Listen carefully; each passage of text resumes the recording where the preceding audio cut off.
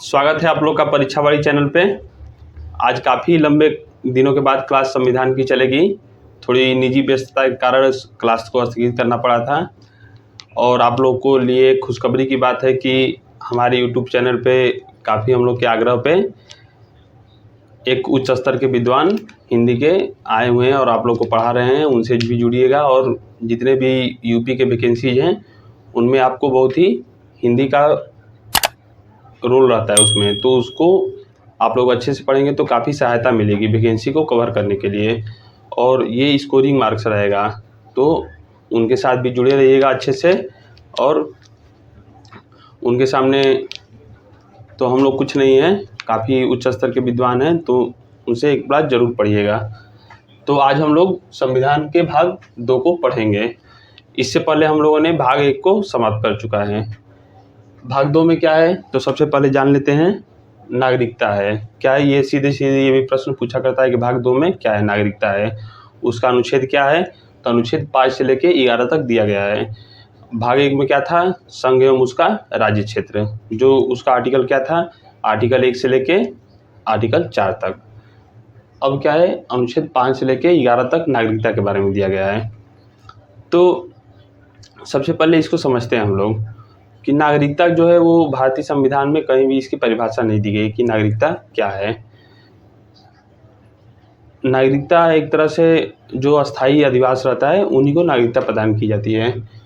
तो उनको कुछ विशेष लाभ दिया जाता है, कुछ विशेष अधिकार दिया जाता है। जैसे भारत के कॉन्स्टिट्यूशन में ये अधिकार दिया गया है, जैसे आर्टिकल 15 हो गया, 19 हो गया।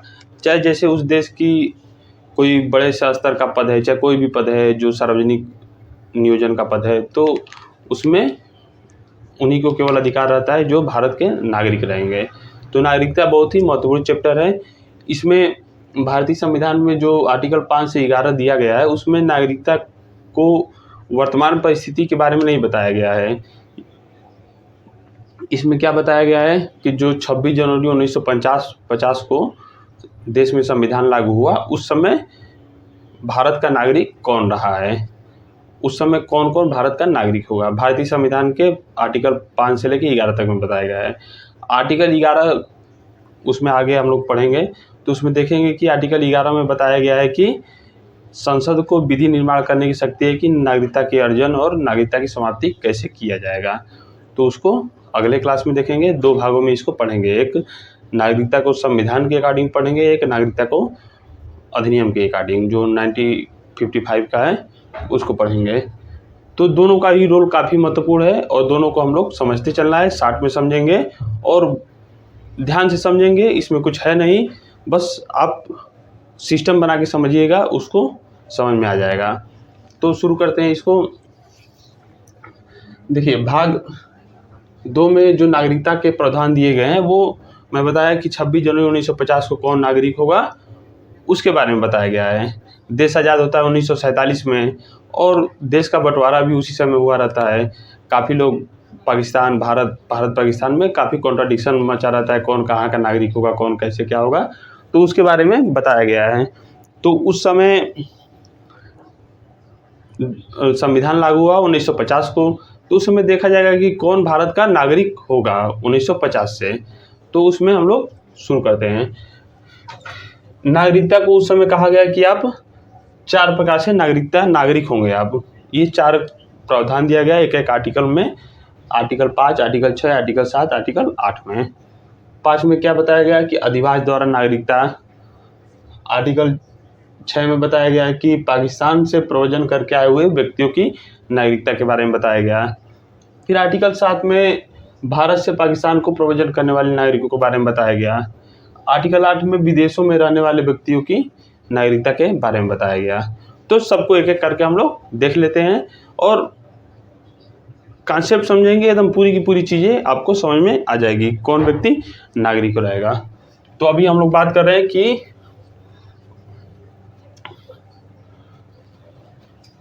1950 में 26 जनवरी को कौन कौन व्यक्ति भारत का नागरिक रहा।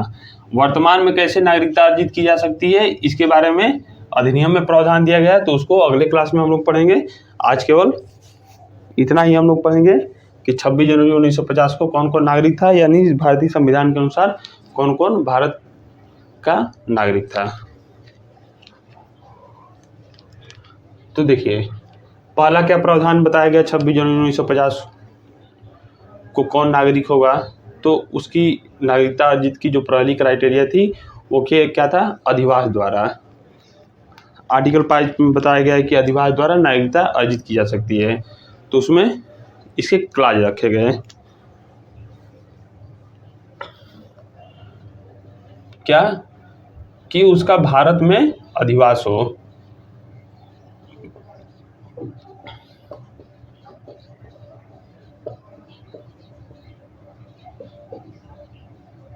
ये क्या था, ये अनिवार्य था।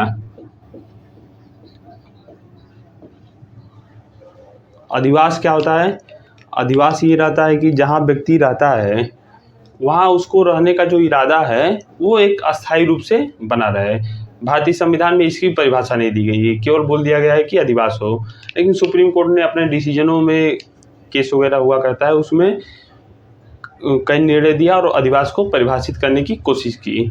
तो उसमें क्या होता है कि अधिवास से तात्पर्य ये होता है कि आप कहीं किसी स्थान पे रह रहे हैं भारत में, तो और आपका रहने का जो इरादा है वो अस्थायी हो। आपका जो घर बना के रह रहे हैं और वहाँ रह रहे हैं या ऐसे भी रह रहे हैं, लेकिन जो रहने का इरादा है वो अस्थायी हो। लेकिन आप ये नहीं कर सकते, मन में मत सोचिएगा। मन के सोचने से नहीं होता है कि मन में सोच लें कि हम इरादा अस्थायी है। अस्थायी आपके कृत्यों द्वारा, कार्यों द्वारा कि आप अस्थायी रूप से रहने वाले हैं। तो ये चीज़ उसमें प्रावधानित किया गया था। तो भारत में अधिवास हो, ये एक अनिवार्य शर्त थी। उसके बाद भी एक शर्त उसको माननी थी। 3 शर्त दिया गया था, उनमें से एक शर्त को मानना था। तो वो तीनों शर्त क्या क्या थी,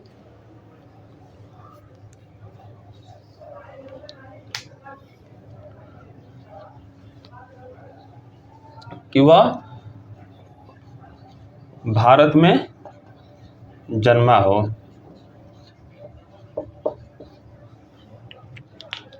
कोई व्यक्ति को 1950 में नागरिक तभी माना जा सकता था जब वह भारत में अधिवास हो और उस 3 शर्तें दी गई थी। उन शर्तों में से एक शर्त कोई भी पालन करता हो। कौन, कितना शर्त, एक शर्त, इन तीनों शर्तों में से।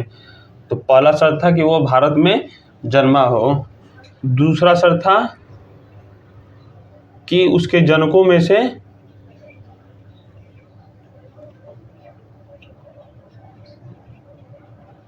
कोई एक भारत में जन्मा हो।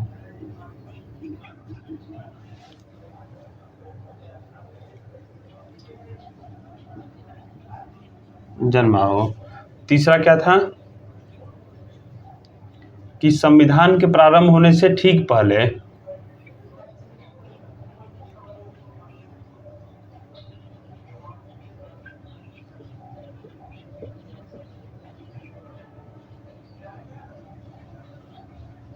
वो कम से कम 5 वर्षों तक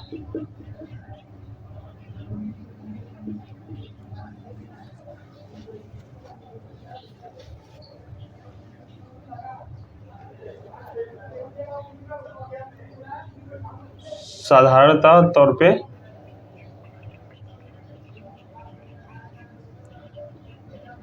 निवास किया हो।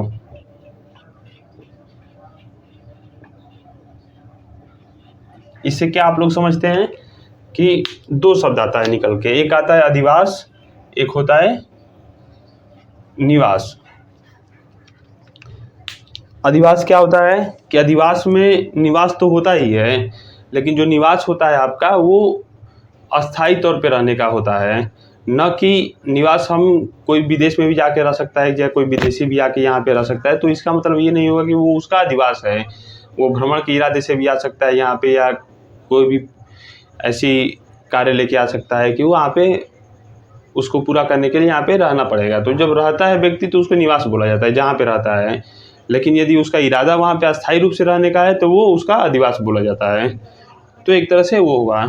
फिर एक चीज़ और है कि जैसे भारत में कई राज्य डिवाइड हैं, तो अधिवास से तात्पर्य नहीं है कि आप यूपी से जाके बिहार में जाके रहने लगे, आपका निवास बिहार में हो गया, तो ये आपका नहीं बदला जाएगा कि आप भारत के अधिवासी नहीं रहे।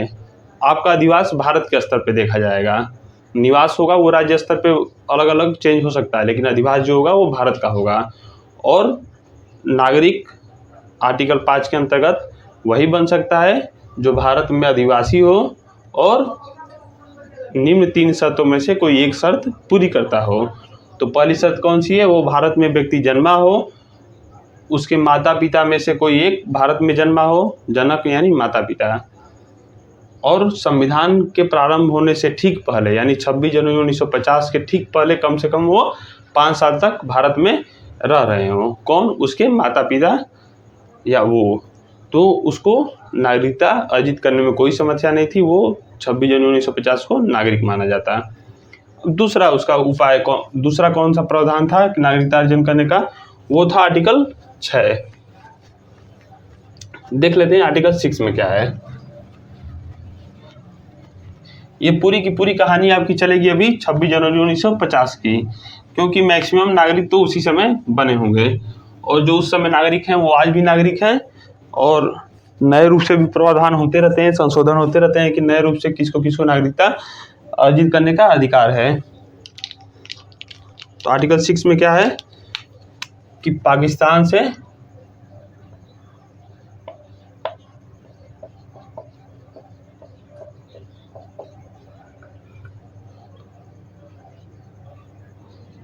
ये आर्टिकल है, आर्टिकल 6,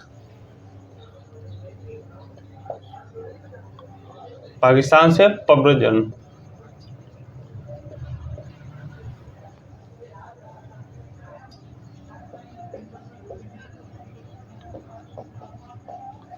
आए हुए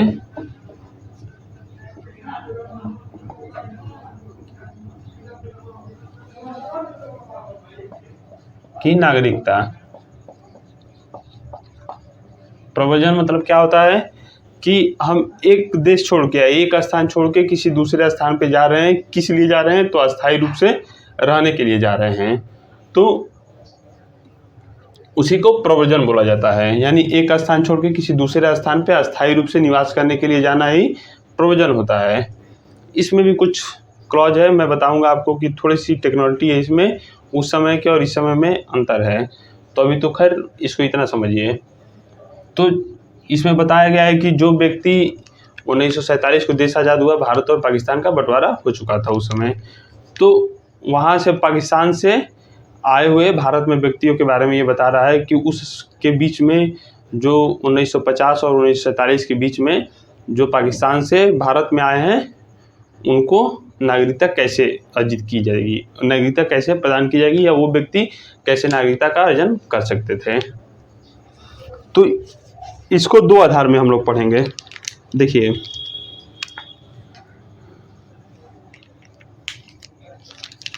एक डेट है 19 जुलाई 1948।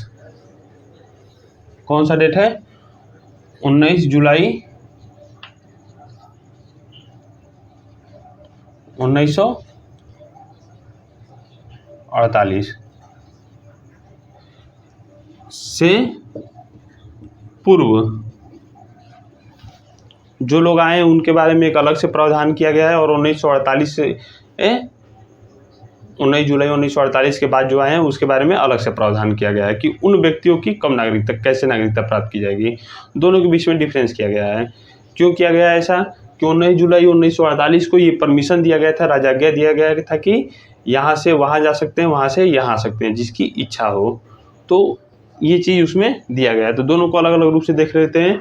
और इससे पहले क्या था कि 1948 से जो पहले आ गए हैं तो उनको इसलिए अलग से रखा गया क्योंकि इससे पहले तो वो चीज़ दिया नहीं गया था, यानी वो अपनी स्वेच्छा से आ रहे थे यहाँ पे, तो उनको अलग कैटेगरी में रखा गया।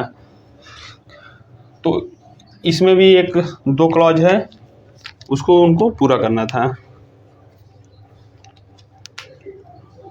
एक भारत शासन अधिनियम था 1935, आप लोगों को मैं पढ़ा चुका हूँ।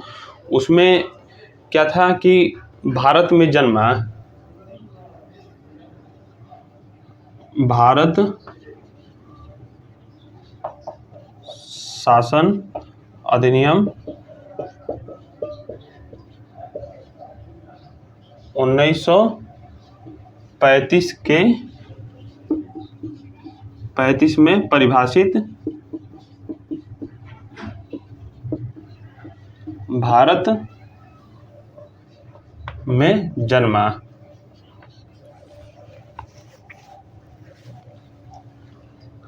कौन जन्मा? तो वो जन्मा या उसके माता पिता जन्मा। ठीक, कौन? तो माता पिता या वह व्यक्ति जो वहां से आया है। क्या करने आया है? तो यहाँ पे अस्थायी रूप से रहने के लिए आया है भारत में, तो उसके बारे में ये प्रावधान दिया गया। दूसरी क्या हो? दो उसकी क्लॉज रखी गई थी।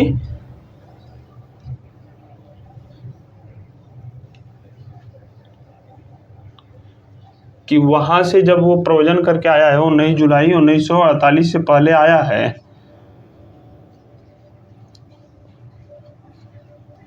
जुलाई 1948 से पूर्व आया हो और आमतौर पे साधारण तौर पे तब से रह रहा हो, यानी कि 1948 से पहले आया है और 1950 तक वो लगभग 2 साल की अवधि बिता चुका रहेगा वहाँ पे। से पूर्व आया हो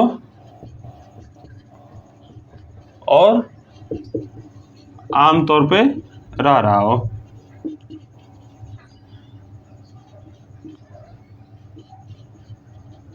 निवास कर रहा हो। ठीक, तो ये चीजें इसमें शामिल की गई थी। फिर अगला उसका प्रावधान कौन था? जो 19 जुलाई 1948 के बाद आया है भारत में। क्यों आया है? तो यहाँ पे निवास के लिए आया है या अस्थायी रूप से रहने के लिए आया है, तो उसके बारे में बताता है। उसका दूसरा क्लाज 19 जुलाई 1948 के बाद वाले के बारे में।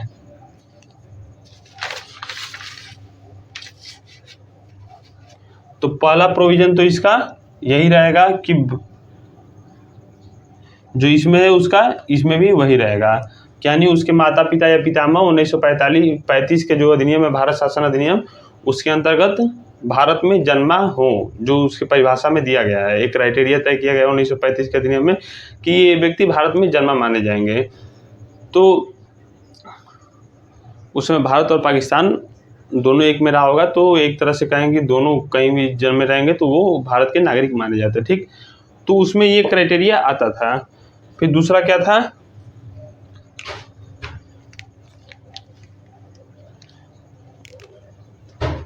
19 जुलाई 1948 के बाद आए हैं। तो क्यों आए हैं? तो राजज्ञा प्राप्त होने के बाद आए हैं कि आज्ञा अनुमति लेके आए हैं। तो उनको आने के बाद नागरिकता के लिए आवेदन उन्होंने दिया हो, आवेदन पत्र दिया हो कि हमको नागरिक बना लिया जाए। दूसरा क्या है कि उन्हें यह सिद्ध करना होगा कि आवेदन जब वो दे रहे हैं 1948 के बाद जब आवेदन दे रहे हैं वो, तो वो बताएं कि हम आने से पहले यहाँ पे 6 महीने तक रह चुके हैं, 6 महीने निवास किए हों आमतौर पे। और जो अधिकारी है, जो सरकार द्वारा नियुक्त किया गया रजिस्ट्रार है, जो भी अधिकारी है, वो उनको पंजीकृत किया हो, कहा हो कि नहीं ठीक है आपका पंजीकरण किया जाता है कि आप 1948 के बाद आए हैं, 19 जुलाई 1948 के बाद आए हैं और 6 महीना रह चुके हैं और आपको भारत में नागरिकता दी जाती है, आप स्वच्छ छवि के हैं। जो भी क्लॉज रहा होगा उस समय उसके द्वारा वो नागरिकता को अर्जित करने के लिए प्रमाणित किया गया हो।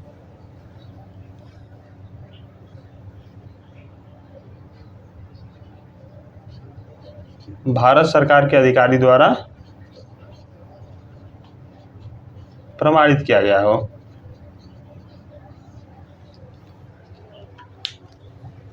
तीनों चीज हो जाएगा तो वो भी भारत का नागरिक माना जाता है। तो एक बार इसको फिर से हम लोग समझ लेते हैं कॉन्सेप्ट को कि पाकिस्तान से जो व्यक्ति 1947 में जब बंटवारा हुआ है तो उस समय 2 देशों में भारत बट गया है। कौन कौन? भारत और पाकिस्तान। तो पाकिस्तान से जो भी व्यक्ति भारत में आके रहना चाहते हैं उनको 2 क्राइटेरिया में बांटा गया। नागरिकता कब प्रदान की जा रही है? 26 जनवरी 1950 को नागरिक माना जा रहा है उन व्यक्तियों को। तो उसमें क्या प्रावधान किया गया कि जो 15 अगस्त 1947 और 26 जनवरी 1950 के बीच की बात हो रही है, तो 19 जुलाई 1948 से पहले जो आए हों उसके बारे में अलग से प्रावधान किया गया, और 19 जुलाई 1948 के जो बाद में आए उसके बारे में अलग से प्रावधान किया गया है। तो 19 जुलाई 1948 से जो पहले आए उनके लिए क्या कहा गया है कि वो जो भारत शासन अधिनियम है उसकी परिभाषा के अनुसार वो या उसके पिता भारत में जन्मे हों, और दूसरा क्या है कि वो आने के बाद भारत में साधारण तौर पे निवास कर रहा है। कब तक? तो 26 जनवरी 1950 तक, संविधान के लागू होने के दिन तक, तब से आके। फिर क्या है, 19 जुलाई 1948 के बाद जो आया है उसके बारे में क्या प्रावधान किया गया है कि वो आया है तो उसके माता पिता या वो व्यक्ति शासन अधिनियम के 1935 के अधिनियम के अंतर्गत वो भारत में जन्मा हो, लेकिन उसके अलावा भी उसे अन्य क्राइटेरिया पूरी करनी थी, यानी कि वो उसको आने के बाद आवेदन देना था।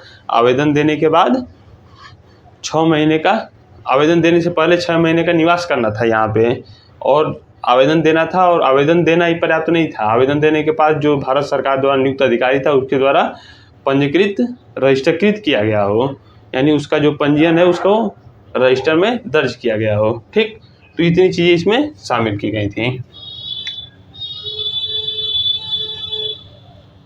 अब आगे है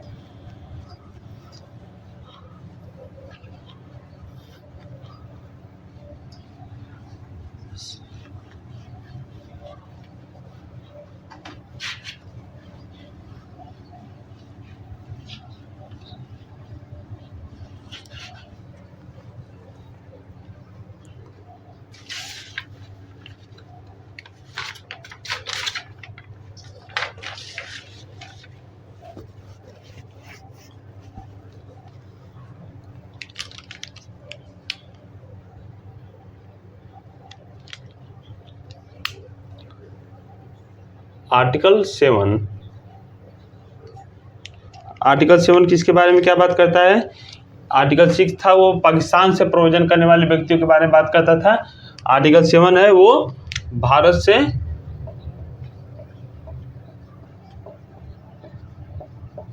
पाकिस्तान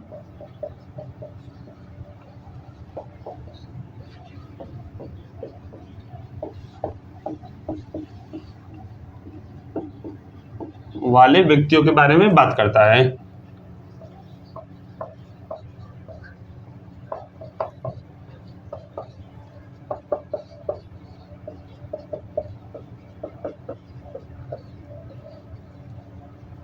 ठीक, इसमें क्या बोला गया है कि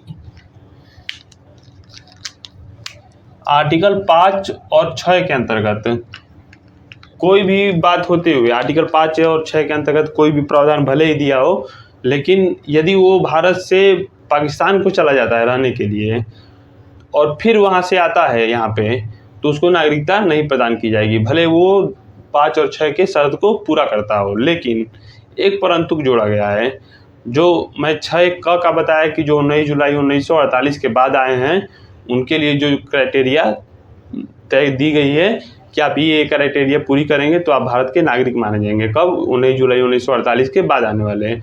तो वो नागरिक भी वैसे ही नागरिकता ये ले सकते हैं, ये व्यक्ति भी। यानी 1947 में जब देश पाकिस्तान बंटवारा हुआ तो ये भारत में थे, चले गए पाकिस्तान में, और फिर वहाँ से आते हैं तो कहते हैं कि हमको नागरिकता यहाँ पे प्रदान की जाए। तो उनको नागरिकता प्रदान की जाएगी, लेकिन उन्हें कौन सा क्राइटेरिया पूरी करनी पड़ेगी? तो 1948 वाली, 19 जुलाई 1948 के बाद की जो क्राइटेरिया है, यानी कि वो भारत में जन्मा हो, उसे 6 महीने निवास करना पड़ेगा, फिर आवेदन देना पड़ेगा, और आवेदन भारत सरकार के अधिकारियों द्वारा पंजीकृत किया गया हो, तब इतनी क्राइटेरिया तय पूरी करेगा वो, तब उसको नागरिकता प्रदान की जाएगी। इसमें बहुत कुछ नहीं है, बस इतना समझना है। हाँ, एक चीज़ और है, जो प्रोविजन है उसमें क्या है, प्रोविजन से तात्पर्य इसमें है कि जो व्यक्ति चला गया हो अस्थायी निवास के लिए, उसके जो हरकत से समझ में आ रहा हो या उसके कार्य द्वारा समझ में आ रहा हो कि वो व्यक्ति चला गया वहाँ पे रहने के लिए, तो उसको प्रोविजन माना जाएगा। हाँ, कोई स्पेशल प्रोविजन के लिए गया हो, कोई स्पेशल कार्य के लिए, तो उसको प्रोविजन नहीं माना जाएगा। वो व्यक्ति ये नहीं कर सकता कि मैं तो भारत से भ्रमण के लिए पाकिस्तान में गया था, क्योंकि उस समय राजनीतिक परिदृश्य को देखा गया था कि राजनीति की स्थिति क्या थी, नहीं तो काफ़ी उथल पुथल रहा करता उस समय। तो ये चीज़ उसमें माना गया। तो आर्टिकल 7 में क्या कहता है, भारत से पाकिस्तान को प्रव्रजन करने वाले व्यक्तियों के बारे में बताता है। आर्टिकल 8 क्या बताता है, जो विदेशी व्यक्ति हैं, विदेशी यानी विदेशी मूल में रह रहे हैं, भारतीय हैं लेकिन किसी विदेशी स्थान पे, दूसरे स्थान पे रह रहे हैं, यानी पाकिस्तान को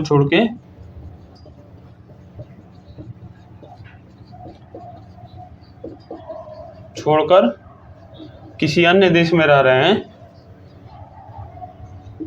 की नागरिकता, तो उनकी नागरिकता कैसे अर्जित की जाएगी।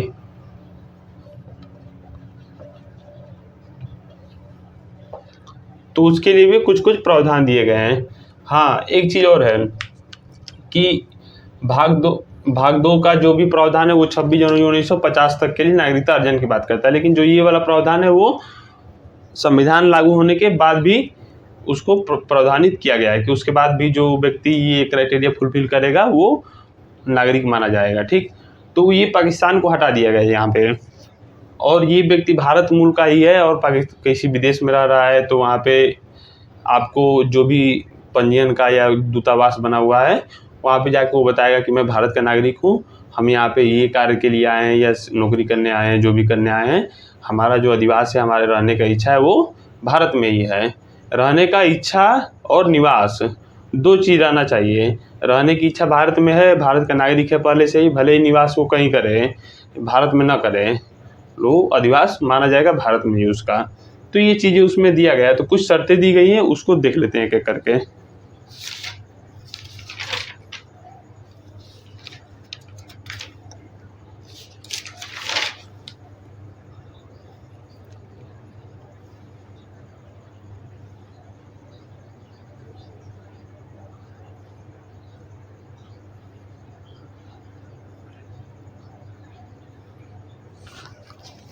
इसमें दिया गया है कि वो पंजीकरण कर लिया गया हो नागरिक के रूप में,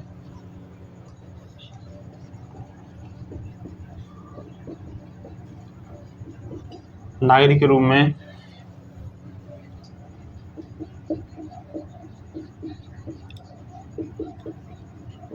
कौन किया हो, तो जो विदेशी राजनयिक है या दूतावास का जो भी सदस्य है, व्यक्ति है जिसको वो अधिकार दिया गया है, उसके अंतर्गत वहाँ पे पंजीकृत उसका किया गया है।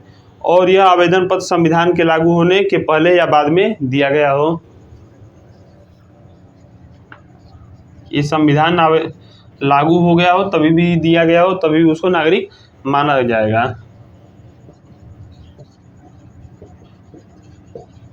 के पहले या बाद में।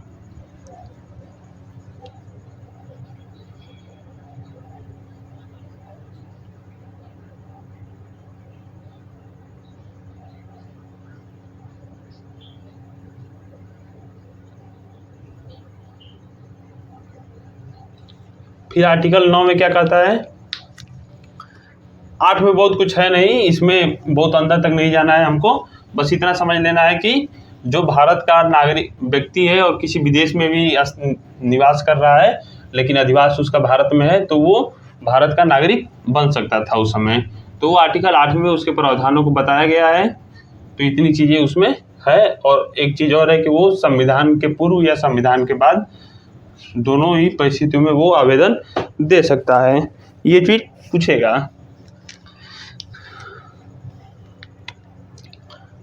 फिर आर्टिकल 9 में क्या दिया गया है, आर्टिकल 9 में दिया गया है कि नागरिकता की समाप्ति।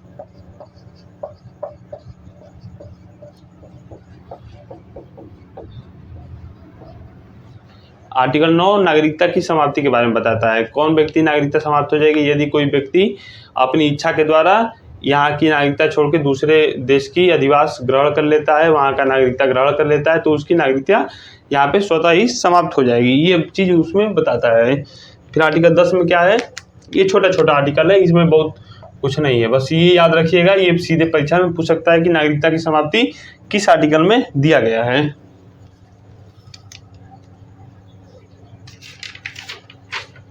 जब एक बार वो नागरिकता उसकी समाप्त हो जाएगी तो वो ये नहीं कर सकता 5, 6, 7, 8 के अंतर्गत की दावा नहीं कर सकता कि हम भारत के नागरिक रहेंगे। 10 में क्या बताया गया है कि जो उपयुक्त जो 5, 6, 7, 8 हैं उसके अंतर्गत जो नागरिक हैं वो नागरिक बने रहेंगे, माने जाएंगे या समझे जाएंगे।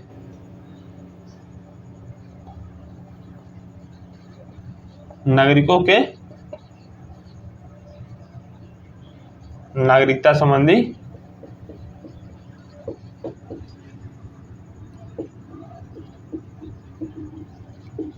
अधिकार के बारे में बताता है।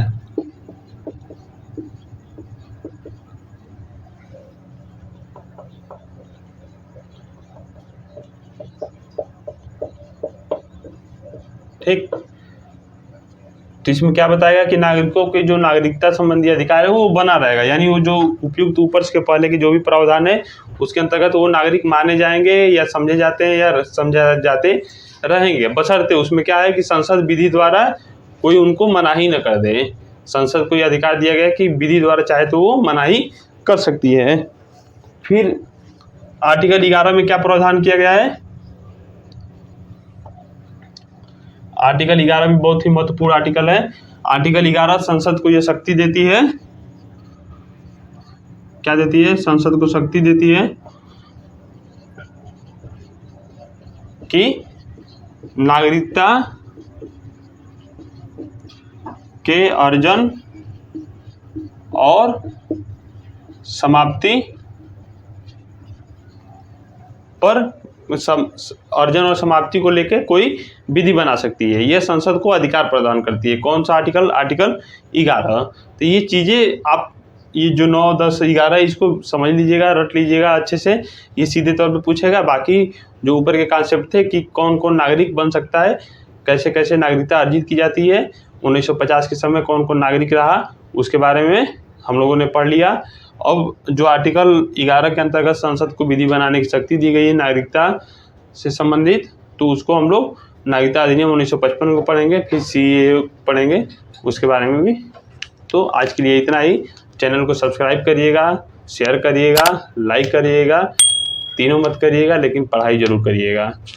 तीनों कर दीजिएगा, पढ़ाई भी करिएगा तो और भी अच्छा चीज़ है। तो आज के लिए इतना ही, धन्यवाद।